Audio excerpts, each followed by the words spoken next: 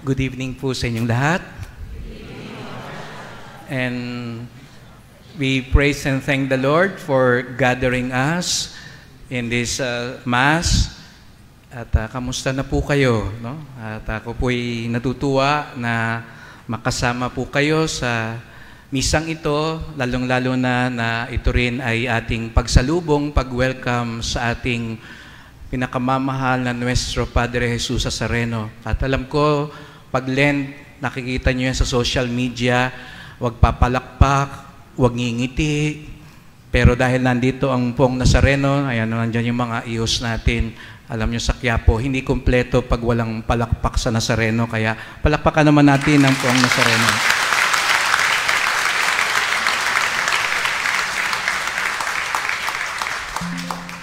And as I said, we thank the Lord for gathering us. I thank Sir Reggie and dear fathers for being part of this Mass, for inviting me here.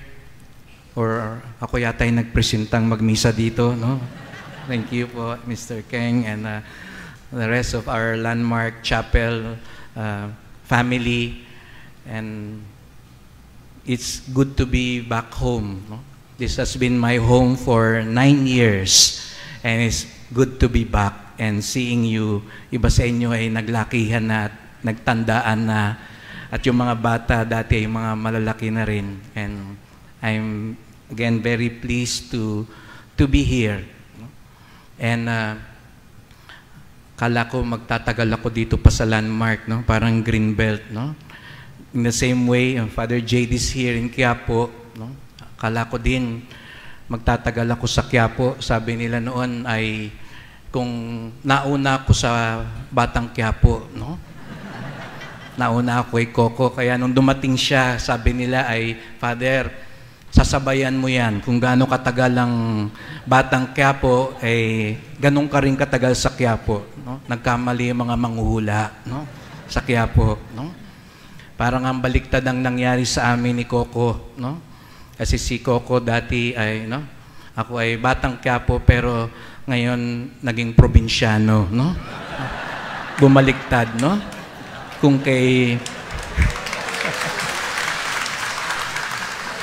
sa kanya nauna ang probinsyano sa Batang Quiapo, ako mula Batang Quiapo naging probinsyano, no? Kaya welcome kayo sa Bataan, no? The beautiful province of Bataan. Since it is Lent, ayan, tama na, magseryoso na tayo, Lent na ho, no? Baka ho tayo mapagalitan. Let me offer some questions as some sort of examination of conscience as we enter to the heart of the Lenten season, as we approach the Holy Week.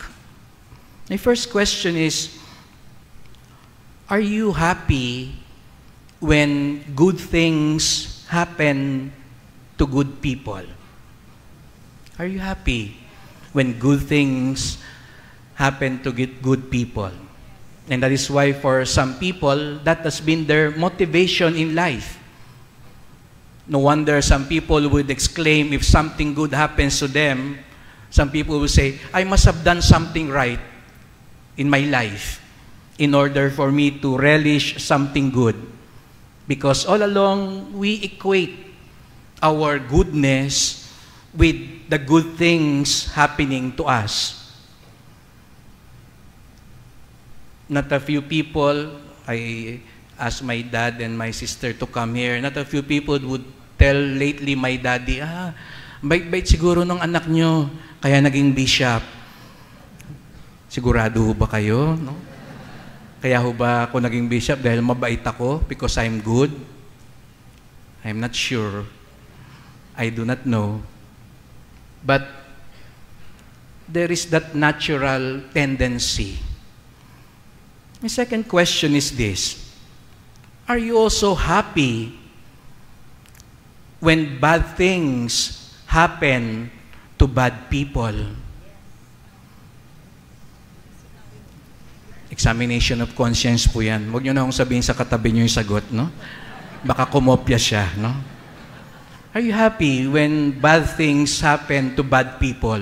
Yung mga Siguro sabi mo, dati-rati, ito yung mayabang, ito yung nambubuli sa akin. Ngayon, nagdurusa na siya, buti nga.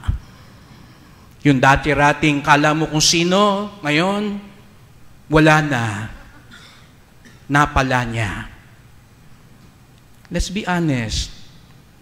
Is there some delight in us when we see bad things happen to bad people? That deep in us we say, they deserve it.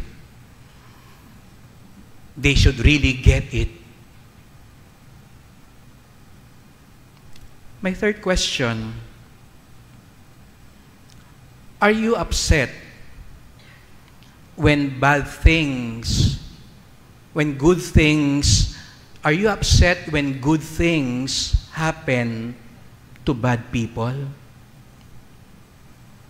Are you upset when good things happen to bad people? Bakit ganun? Nangongopya lang yan dati.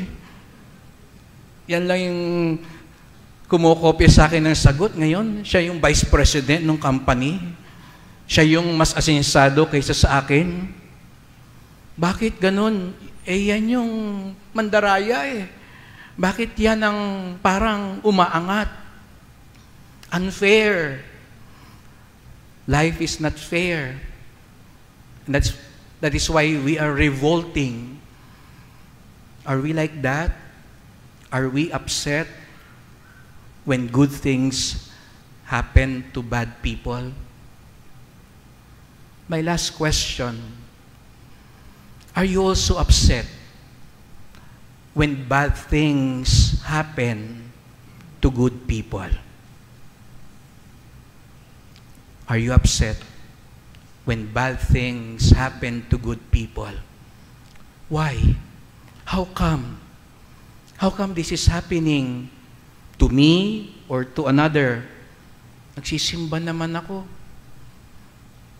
Nagdedebosyon naman ako sa Nazareno. Bakit ako yung may cancer? Bakit ako yung hindi gumagaling? Tumutulong naman ako sa may hirap. Bakit ako yung hindi makaangat-angat sa buhay? Honestly, I invite you to ponder on our answers to these questions. Deep inside us, what is our response? Because this is the same reality that our Lord Jesus Christ wants us to confront this third Sunday of Lent. Especially the reality of evil and suffering. How do we respond to evil and suffering? How do we look at evil and suffering in the world and in our lives? Jesus was asked in the gospel today, what do you think of those people who were murdered by Pilate, by Herod? What do you think of those people who died in that tragic accident when the tower fell? Were they sinners? Were they bad people? Because bad things happened to them, so they should have been bad people. But our Lord said, of course not. It's not because they were bad that they suffered, that they experienced evil. And that is a mystery that our Lord left hanging for people to ponder. Because as I posed you those questions earlier, that has been our natural tendency. Good things should happen to good people. Bad things should happen to bad people, and not the other way around. But the Lord presents us with a different reality, because it could be an obstacle to our holiness, to our way back to the Lord.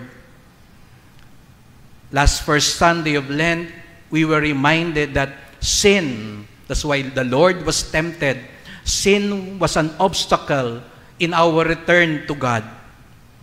Last Sunday, when the Lord was transfigured, He reminded them that He has to carry the cross. He has to go to Jerusalem and die. And the cross can also become an obstacle in getting closer to Him. And now, this Sunday, all the more, the reality of evil and suffering, they can become an excuse for us to turn away from God. That's why in the second reading, St. Paul reminded us of the Israelites who were hard of heart. They used their hardships in the desert as an excuse to turn away from the Lord. That's why St. Paul says, do not imitate them. They are an example for us to learn. Because evil and suffering should not be an excuse to turn away from God. Evil and suffering are not meant to hinder us. In fact, they could at times be our bridge to God. That is why instead of getting drowned by evil and suffering, all the more we should turn to God. All the more we should depend on God and place our trust in Him. Because even if there is evil and suffering, there is someone more powerful than evil and suffering, and that is our God. That is why in the first reading, the Lord appeared to Moses in the burning bush. And God assured Moses, I know the suffering of my people, my chosen people. I'm sure the Hebrews at that time were asking, are we really the chosen people? Kami ba talaga yung bayang pinili ng Diyos? Bakit kami nagdurusa? Bakit kami inaalipin? Bakit kami nahihirapan? Kami ba talaga ang bayang pinili at minahal ng Diyos? And God told Moses, you are my chosen people. I am aware of your sufferings. I know what you're going through. And that is why God revealed Himself to Moses and said, I am who am. I am with you. Evil and suffering may be there, but I am also there. And that is why do not lose heart in the face of evil and suffering, because I am with you. And that is the message of the Lord for all of us. And it is so beautiful and appropriate as we ponder on these realities here at our chapel. The pilgrim image of Jesus Nazareno is here. Because He is a testament. If you're wondering how come bad things happen to good people, just look at Him. I'm sure we all agree, He is not just good, He is the best. Siya ang pinakamabait. Siya ang pinakasalahat. Pero tignan niyo po siya ngayon, pasa ng krus, naghihirap. Every time you are confounded with those questions, why do bad things happen to good people? Just look at Jesus Nazareno. And as you look at Him, may you have the grace of enlightenment to understand the mystery of evil and suffering, but more so the power of faith and hope in God. He is here with us to assure us that there will come a time our faith will be challenged. I remember during my installation, Archbishop Sok told me, not every day there will be a motorcade. I'm sure you have seen a lot of welcome motorcades for me in Bataan. May dalawa na nga ho nagpadala sa akin ng package. Galing Manila, galing Makati. May sunblock. Sabi, Bishop, mag-sunblock ka naman. Umiitim ka na doon sa mga motorcade. No? Huwag ho kayong mag-alala. Matatapos din ho lahat ng motorcade na yan. Matatapos din ho lahat ng mga palakpak na yan. And as Bishop Sok would remind me, time will come It will not be a sweet welcome. Time will come, you have to face the cross and carry the cross. But that does not mean you are not loved, you are not blessed, you are not anymore chosen by the Lord. Because at times, it is the cross that will help us realize more the presence of God in our lives. In this chapel dedicated to Our Lady, Mother of Hope, in this Jubilee Year of Hope, sikat na ang ating chapel, ang ating mission station, a place of pilgrimage, where people are looking for hope. That is the grace we pray before our dear Jesus Nazareno, that when the time comes, we are confounded by evil and suffering, even if at times we protest and deep inside us complain, do I deserve this? Do I need to undergo this? May we remember Our Lady and our Lord, who would tell us more than anything else, the cross may be there, the suffering may be there, evil may be in our midst, but our God is also with us. As we continue with this Mass, let us pray for one another. Let us not settle for the justice of this world. Yes, we work for justice in this world, but let us remember there is a greater justice.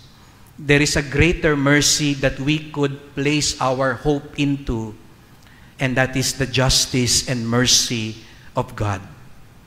May our Blessed Mother help us to continue following the Lord, even if the cross becomes heavy and the pain becomes more real, so that in the end, like Jesus, it will not end with the cross. It will end with the glory and grace of God. Amen.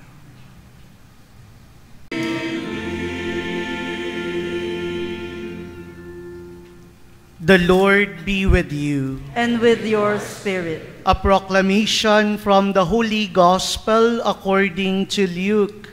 Glory to you, O Lord.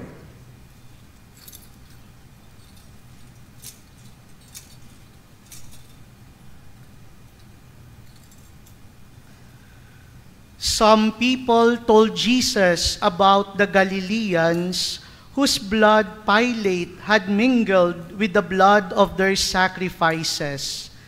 Jesus said to them in reply, "Do you think that because these Galileans suffered in this way, they were greater sinners than all other Galileans? By no means. But I tell you, if you do not repent, you will all perish as they did. Or those 18 people who were killed when the tower at Siloam fell on them, do you think they were more guilty than everyone else who lived in Jerusalem?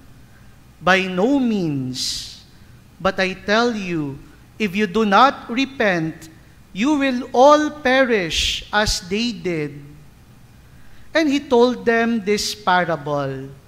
There once was a person who had a fig tree planted in his orchard, and when he came in search of fruit on it, but found none, he said to the gardener, "For 3 years now I have come in search of fruit on this fig tree, but have found none. So cut it down. Why should it exhaust the soil?"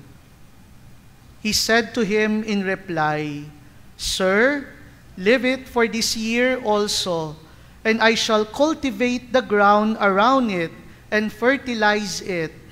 It may bear fruit in the future. If not, you can cut it down." The Gospel of the Lord. Praise to you, Lord Jesus Christ.